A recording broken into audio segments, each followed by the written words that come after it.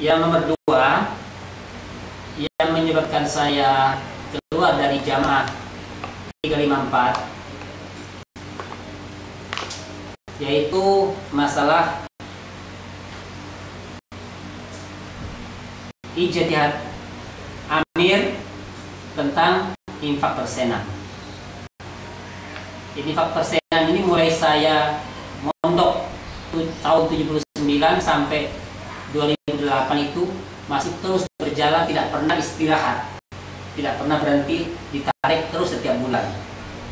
Dan siapa yang tidak infak persenan ini dikatakan hartanya yang dimakan itu haram,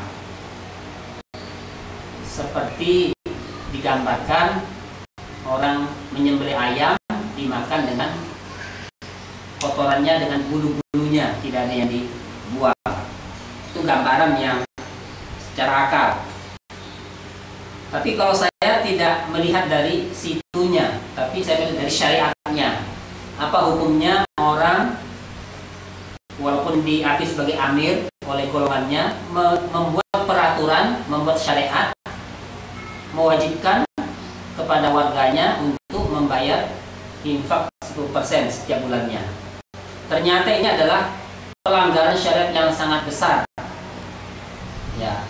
Kita lihat firman Allah di dalam surat Al-Hujurat ayat 1 dan 2. Ya ayyuhalladzina amanu la tuqaddimu baina yadayillahi wa rasulih.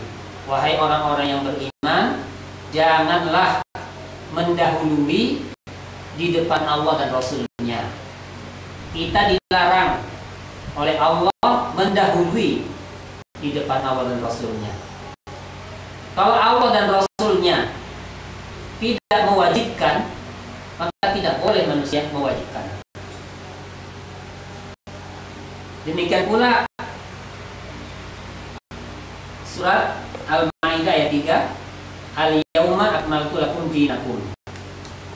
Jadi hari ini kata Allah sudah disempurnakan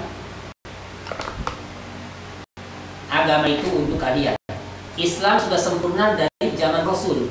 Tidak ada amal yang baik yang mendatangkan pahala kecuali Rasul sudah menerangkan kepada umatnya. Kalau sekarang ini diperintahkan persenan, wajib persenan dengan alasan untuk pembelaan, padahal Rasul pun sudah membela agama. Bukan hanya membela dengan harta Rasulullah dan sahabatnya, bahkan membela dengan jasad, langsung berperang menghadapi orang-orang kafir.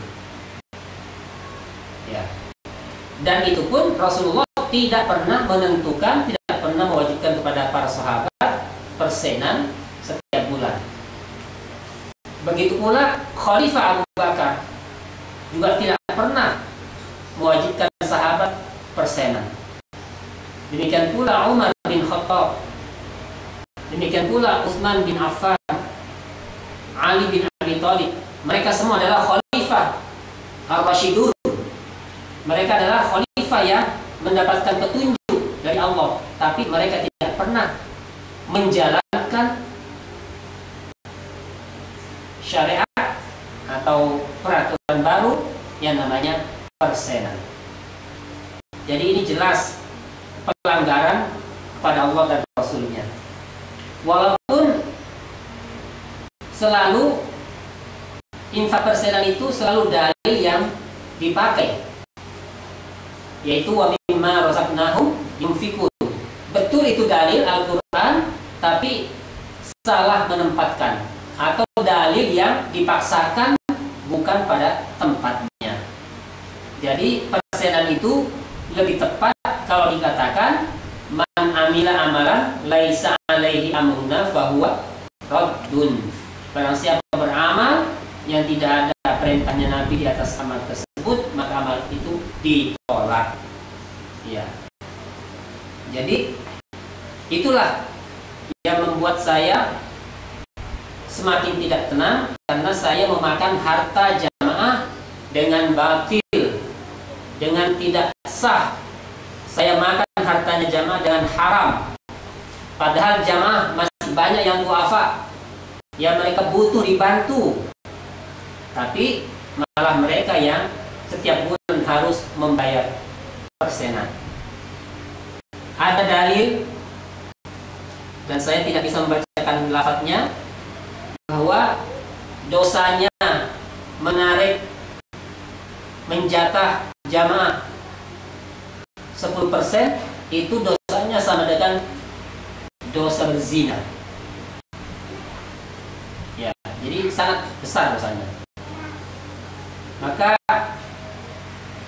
walaupun saya sudah mendapatkan fasilitas di pusat itu dengan cukup, lebih dari cukup, maka saya dengan bismillah minta pertolongan kepada Allah, saya keluar dari jamaah supaya saya tidak menanggung dosa yang banyak di hadapan Allah Subhanahu wa taala, dan supaya tidak membodohi jamaah yang tidak mengerti hakikat sebenarnya. Dan infak itu digunakan kepada hal-hal yang tidak diketahui kemana saja, yang mengetahui hanya orang-orang tertentu, dan saya sendiri tidak tahu. Yang saya tahu hanya yang dipakai membantu bantuan masjid atau kaplingan, dan itu pun sifatnya pinjaman, ya, pinjaman, bukan bantuan murni. Nah, nomor 3 yang saya sangkal di dalam ijtihad Amir adalah masalah mewajibkan sambung jamaah. Jadi sambung jamaah wajib, baik di kelompok, di desa, di daerah, sampai sambung pusat, yaitu mendengarkan teks daerahan setiap bulan. Saya bilang istilah wajib itu tidak ada. Thalabul ilmi itu memang wajib, tapi wajibnya thalabul ilmi, wajibnya mencari ilmu itu tidak seperti wajibnya sholat 5 waktu. Kalau sholat 5 waktu sudah ditentukan oleh Allah waktunya. Zuhur, waktunya zuhur. Waktunya asar sudah ditentukan. Waktunya maghrib, waktunya isya, waktunya subuh. Tapi kalau masalah mencari ilmu, mengaji, itu tidak ada ketentuan. Kapan kita longgar, maka kita punya tanggungan untuk mendatangi majelis ilmu. Tapi tidak perlu diabsen.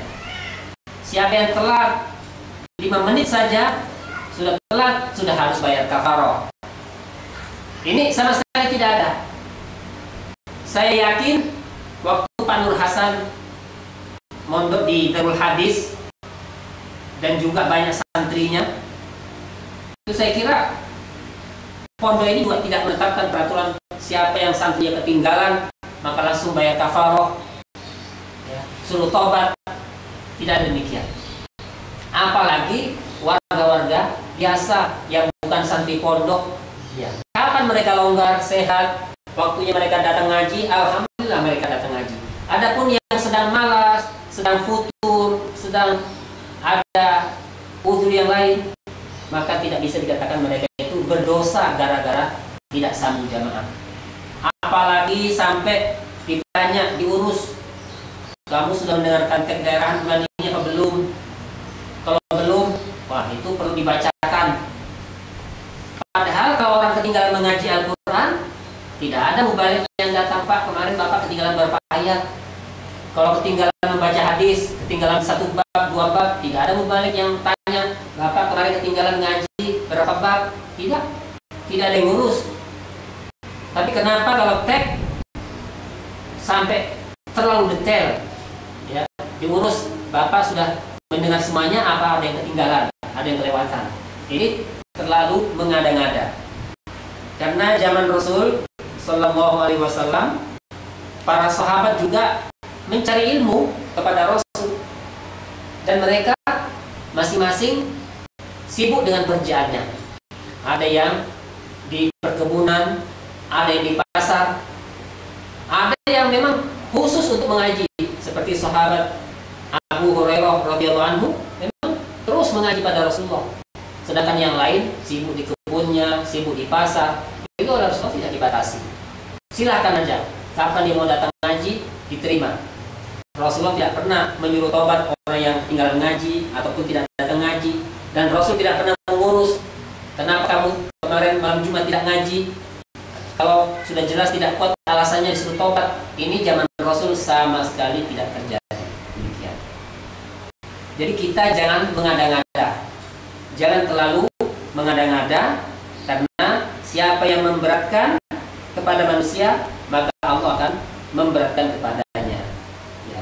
Nabi bersabda, Rasulullah SAW bersabda, yassiru wala tu'assiru, wa basyiru wala tunaffiru. Mudahkanlah, jangan mempersulit, dan gembirakanlah, jangan menakut-nakuti. Bukan berarti mengaji itu boleh semua kita, walaupun longgar, sehat, nggak seperti ngaji, bukan. Malas juga jangan, tapi diberatkan, diteliti dengan detail juga jangan.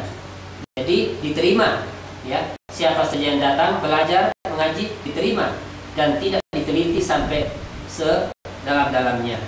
Dan tidak ada istilah kewajiban tobat apabila dia tidak datang tanpa uzur yang jelas.